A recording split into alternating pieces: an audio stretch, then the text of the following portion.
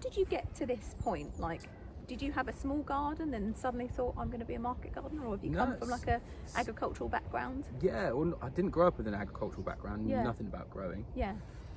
And then I got an allotment when I was younger. How long did it take you to get your allotment? Like, how long were you waiting? Oh, it's actually not long. Oh, because, lucky. So I was living in Brighton, had this idea that I wanted to try grow food, put on the allotment waiting list, and then I got talking to a lady at a coffee shop and said, I'm on the allotment. She said she was the allotment plot manager. Yeah. And she said, I can't bump you up the list, but I've got a full-size allotment. I'll need help with it. Come half it with me. And then I did a whole season with her. Yeah. Learnt loads. Yeah. And then decided this is what I want to do. So then I did a diploma at agricultural college, and then I did an apprenticeship. Yeah. And then on my apprenticeship, I worked on a regenerative vineyard. Yeah. And where was that? That was called Turlingham, down near Folkestone. Okay, yeah, I've heard of them. Yeah. Regenerative vineyards. Yeah. Yeah. And then Lorna, who's the head grower there, and it's her vineyard. Yeah. She was kind of like wax lyrical about regenerative growing. Yeah. And yeah, she gave me the book One Straw Revolution. Yeah. And I absolutely loved it.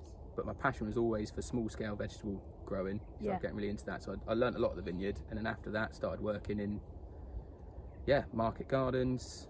I did a lot of volunteering at one, I did some working at one. My partner also was then working at some market gardens as well. Yeah. And then I lost my last growing job in COVID. Oh yeah. Yeah. And then me too. yeah. So that was my last growing job.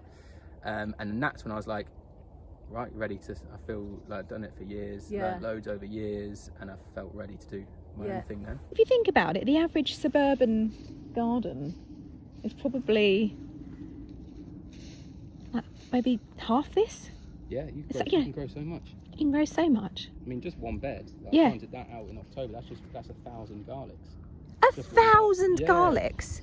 Imagine if you lived on a street and you said to all your neighbours, right, you never need to buy garlic again. I'm going to grow 1,000 garlics. 100%. 1,000 garlics. There we go. That's what 1,000 garlics look like. Yeah. Wow, 1,000 garlics. I mean, I eat a lot of garlic. I'd buy all of that. Yeah. No, I love it. I love platting it and storing it. And it's such a good crop. And then the garlic scapes are super tasty. Oh, they are. Yeah, and they just last forever. Oh, look at these beautiful kales. Oh. And what kind of growing are you here? So are you organic, regenerative, permaculture? Regenerative. We're in the middle of converting to organic. Can you tell me a bit about what you mean by regenerative gardening? We're hearing this a lot now. It seems to be like the latest buzzword, but obviously, you know, it sounds like it's pretty important. Can you tell me a bit more about that? Yeah, so for me, kind of regeneration and regenerative agricultural practices, you give more to the land than you take. Right. So you're adding more. Whereas I think a lot of conventional agriculture, through kind of heavy machinery, heavy tilling, heavy chemical use, have depleted the soil of kind of nutrients or the microscopic life that produce the nutrients. Yeah. So regenerating a piece of land means treating the soil well and regenerating all those nutrients and all that microbiology that's in the soil. So for example, if I were to leave this place and someone else came to grow, the soil should still be fertile in a good it's a permaculture, isn't it? So it's which stands for permanent culture. Yeah. And we kind of take those principles on a market garden. So hopefully by working and regenerating this land, biodiversity comes back, soil health comes back, so it can be productive for years to come. And how long have you been at this site? Been at this site for nearly 2 years now. It's not very long. Goodness. And what was it like when you arrived? It was just grass pasture. Just grass, okay. Yeah, that they grew for silage. Oh wow. And so in 2 years you've basically created like a really productive all year round market business. Garden. Yeah. Amazing. And so you were saying about you haven't really planted as much as you would like to have done, and you're telling me in another breath you've got 1,000 garlics. Oh yeah. But normally I like to grow all year round, because winter can be pretty productive, especially when you've got an undercover space. And you can overwinter a lot of plants ready for spring. And then a lot of radicchios and bitter greens and endive grow really well in the winter, and you can store a lot of produce. But we decided to stop growing in November because we're expanding to an acre. So we're gonna use the time to build more infrastructure and more beds. So just jumping back, for anyone that might not know, what do you mean by overwintering? So you can, for example, if we go for, say, cabbages or spring onions, you can plant them in October, end of September, October. Yeah. They'll grow enough to survive the winter, and then as soon as spring hits, they'll grow again, so you can harvest them in like March and April. Because the hungry gap is May, June really, or April, May, June. Oh, you think that would be when things are really sort of going and bursting? That's the hungry gap, where the winter crops are finished, but the crops we plant in the spring aren't yet quite ready to harvest. So May, June is hungry. Mind you, May, June, that's when the strawberries are all going. Yeah, I'd probably say April, May is the hungry gap. Start of June, maybe from mid-June you're in full flow again. Yeah. So some good things to grow if you're considering a market garden for that hungry gap might be things like squashes and things that store well, maybe? Yeah, things that store well, definitely. Or, for example, if you did grow garlic, you can then harvest green garlic in that hungry gap. Salads do really well in that hungry gap. Things that grow quickly. So you can do, you kind of start your salad bags, your leafy greens, and things like kale that's overwintered, that will flower in start of May. You can eat the flower shoots. Yes, yum. Yeah. So that's kind of like a overwintered, like a hungry gap filler. But yeah, anything that will store, so potatoes, hopefully if you stored them right. And how would you store potatoes right? I just do them in like a bread sack, like a flour sack. Like a Hessian bag? Keep it away from light, well ventilated. Would like a sort of cardboard packaging bag work? Not cardboard, paper packaging bag. Without the plastic, of course, it can breathe. And then just go through it regularly, because any that are starting to spoil, if you take them out, they'll stop the spoilage kind of. The sprouting and contaminating them. I'm digging up grass. I'm digging up the grass by the roots. And but then there's some other plants like this stuff here that you won't dig up at the roots. What is that? I'm not actually too sure. Oh, wild rocket. Oh, yeah, okay. Yes, a brassicas. And the reason there's certain things you won't dig up at the roots because the roots can grow into the soil and they're good for the soil. Yeah. So is it beans or is it cabbages that fix? Is it nitrogen into the soil? Legumes. Okay, so does rocket have do brassicas have a similar purpose in fixing a type of element into the soil? No, it's just when they decompose, they'll create air, and when they decompose, it's food for the microbiology. So it just adds more nutrition by leaving the. We'll take the roots out of weeds because we don't want them to grow back. But things that we've grown, we'll snip just below the surface, so they'll decompose and just add more organic matter in. So essentially, what we're sort of doing with that process is kind of creating scaffolding for the soil, aren't we? Yes. Leaving the roots in so the soil can be held up, air can flow through.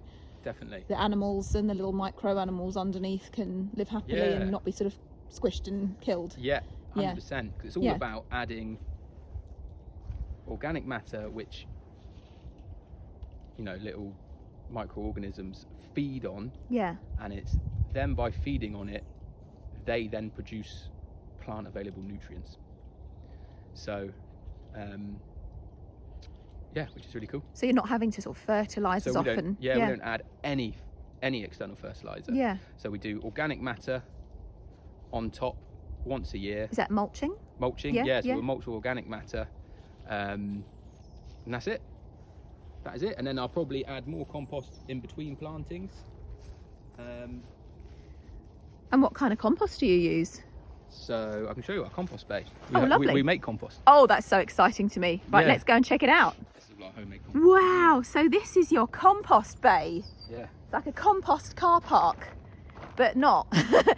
So how many bays? 1, 2, 3, 4, 5, 6, 7, 8, 9 bays. That's a lot of compost. Ooh. So what have we got in here? So this is finished compost. Oh. That we're using to mulch the beds, but on my last turn I brought up some weeds, but so we've got some garlic and stuff growing on the top, but if you dig in, we've got really good. I can't reach, I'm too little. Really nice soft, lovely compost. Oh, that looks beautiful. Because they say that good soil should be like crumbly chocolate cake. And it's exactly that, isn't it? 100%. Like brownie mixture. I mean, you could almost eat it, and it just feels just so light, and you can imagine that would be such a lovely medium for a little seed to stretch its little tendrils out and 100%. Really plug down into the earth. 100%. And also this stuff is really good to make compost teas. Oh yeah. How do you go about making a compost tea if you haven't done it before? Oh, so compost tea, so literally compost and water, 24 hours, strain it, and then either use it as a foliar spray or straight just put it in your water. Foliar spray, so spraying it onto the leaves. Spray it onto leaves, or just in your watering can on the ground. Yeah. You can do the same with nettles, are really good to make a nettle tea, and that's because nettles are mineral miners. Yeah. So their roots are really deep. They bring up all the minerals from up above, so they're full of minerals. Same with comfrey as well. So if you want to grow comfrey is also really good for pollinators, but it's also a mineral minder. So you can make a comfrey tea, and that's super. Could you mix all three, like a bit of nettle, a bit of comfrey, or do you want to sort of keep them separate for separate uses? I'm not sure. You probably could mix all three. Yeah. Like why not? Like a compost cocktail. Yeah, compost cocktail. Yeah, never tried that. Oh, but lovely. Yeah, seaweed's good as well. Oh yeah. And if you live by the sea, are you allowed to pick from certain areas, or should you check maybe? I think you might have to check. Yeah. You never cut any, I know that. Yes, yeah. So if it sort of washes up on the beach and it looks a bit straggly, And this is this hot compost here? Because it looks like there's some steam coming off, or is that just the sun evaporating that's the the ice? sun evaporating, but this is hot compost. Yeah. So it's not hot now because it's finished decomposing. Right. But we look to get it between 60 and 70 degrees. That's really hot. That's like spa pool temperature. Yeah. That's lovely. It really does steam, and it's lovely. And you, it's kind of the more it's like a balance between nitrogen and carbon, but it's the nitrogen that really heats it up. Yeah. But you don't want it too hot, so that's why you balance it with the carbon. Kill the microorganisms. But coffee grounds are amazing source of nitrogen. Wow, so what else? So we've got cardboard here, that's always really useful. What do you use the cardboard for? Oh, so I've been saving this cardboard, so because we're making new beds, when I make a new bed, I'll lay cardboard and then I'll lay compost on top. Yeah. And the cardboard will suppress the weeds underneath, or the grass or whatever is underneath, long enough to kill that off, and then it will break down. And is that the no-dig sort of methodology? Yeah, complete no-dig, yeah. There you go. Don't spend ages weeding your gardens. Collect all your Christmas packaging. Yeah. Pop it down. And is there any sort of cardboard you could use, or, I mean... Any cardboard other than when it's been printed on, like shiny. Right. So brown cardboard's good. Yeah, brown cardboard. Yeah, and coloured cardboard's okay, just so long as it's not that sort of glossy. Yeah, so this would be fine because it's not glossy. Yeah, because it looks like that's just sort of gonna sort of decompose quite easily. But if it's got, because that's basically that glossy is a little plastic film. So right, and obviously plastic will turn into microplastics, end up in the environment, and end up in your food and anywhere else. And this here is just the start of another compost. Yes, this is the start of another compost bay. Yeah. So this is just what we've cleared this morning. Wow. And then we'll come back and I'll chop it up. The smaller you can chop up your pieces, the better. Yeah. The smaller you chop up your pieces, the better. And just using some secateurs or something like that. And loppers, just doesn't have to be. And that just helps it break down more efficiently. 100%. Yeah. And then is this just space for more compost? This will be space for more compost, and then. Wow! Hey! What are you doing? This is just a lady up the road who needs to get rid of her hay. Could you use it for mulching or sort of? Yeah, you could, but it's her she's got a bunny hotel. It's called Jo. She's amazing. So it's all the bunny waste, and I'd love to use it, but I just need to look into the legality in terms of waste licenses. Sure. That's all. So that's why I haven't mixed it in yet, but otherwise it would be. So it would be absolutely fine. Maybe you could use it as like sort of flooring, sort of pathway. 100%. Yeah. But it's going to be super valuable. Yeah. I'm really grateful, but I just need to look into using outside sources. So always check with your mediums. Yeah, especially when you're commercial. If you weren't commercial, just go for it. But because we're commercial and it's all about waste licenses. And then you've got these. Yeah. What are they called? IBCs? IBCs. What does that stand for? I don't know. I have no idea. These are just second hand. Irrigation box containers. Yeah. Where do you get these from? I see lots of allotmenteers that these sort of seem to pop up, like, because obviously this is what sort of juice and liquids get transported over on big shipping containers, sort of juice from Spain and stuff like that, isn't it? Yeah. Yeah. So you can just get them online. They refurbish them online, or you can get them just second hand. You just got to make sure they haven't been transporting chemicals. So one of the jobs for this year is to connect all these up. I've got a little solar pump ready to install. Wow. So you've collected rainwater here and it's going in? Yes. And so I'm going to get a little solar pump so we can add a hose here. And it was one of the reasons I designed the garden like this. Okay. Central pathway. Ah. So when you've got compost, you can wheelbarrow down the central pathway. Yeah. When you've got your hose, or if I've been using a watering can, I've got the central pathway. That's very smart, because what you don't want to do is be breaking your back in the summer months when it's boiling hot and you've got to water 57,000 times. 100%. And when you've got lots of jobs to do, you just need this efficiency. And if you're running a business and you've got customers waiting for their weekly produce, then obviously you're not just sort of pottering for your hobbies. You've got a baying crowd out there for you. 100%. So how long did it take before you sort of started market gardening, before you were sort of going from feeding your family to sort of supplying a sort of captive audience? I've always grown for others. So, I mean, I was quite lucky in that sense, that I learned at this scale. Because I think it would obviously be quite tricky to go from garden to market garden quickly. Yeah. So yeah, it didn't take too long. And then the way we did it here was that, because I signed the lease in May, and then the first thing we did is I just built these 5 beds really quick. 1, 2, 3, 4, 5. That's the only beds we had, and then I just grew salads, so I could do salad bags. Yeah. They're really profitable, aren't they? Really profitable. Because it's amazing, because if you think a kilo of salad is like 25 bags of salad, isn't it? Yeah. And it's salad, when you think about like a kilo of potatoes for a few quid, and then and then 50 grams of salad costs like 3 quid. Yeah, that's the thing, because you can, as a small scale grower, you can compete with the likes of big supermarkets on price with salad. Okay. There's no way to mechanise growing picked salad bags, whereas potatoes you can grow on a mass scale, machinery, one person, so that's why the price is low. Yeah. Salad is so delicate, isn't it? Whereas salad's delicate, it still has to be picked by hand. Yeah. It's still, so you can actually compete on price, because I want vegetables from here to be accessible and not super expensive. So anywhere that I can compete on price with a supermarket, it's a bonus. Yeah. Because then I don't feel like I'm ripping someone off. Even though I want to make a living from it, and I want to value myself and value the time and value the land and value the produce, but I also want it to be accessible. So that's why salads are great. Oh, there he is. Oh, look. Do you know what? If I had a good camera and a good zoom, that would be like photography photo of the year. Look at that pretty little thing. Hello, Robin. Oh, hello. You're coming over for a close-up. Oh, no, bye. We've got some wrens living around here. Oh, do you know, just being in nature and, you know, I mean, on a day like this, you couldn't wish for any better. 100%. It's, you know, this is your office. This is amazing. Yeah, it's beautiful. So you got some lovely kale there. Yeah, that's overwintered. Yeah. I normally like to grow, like fully grow over winter, but we're expanding to an acre. Oh, where? Just beyond? Yeah, so we're going to do, so this is a third. This is a third of an acre? Way. Yeah, and then a third that way. Yeah, so I decided in November to stop growing over the winter. Right.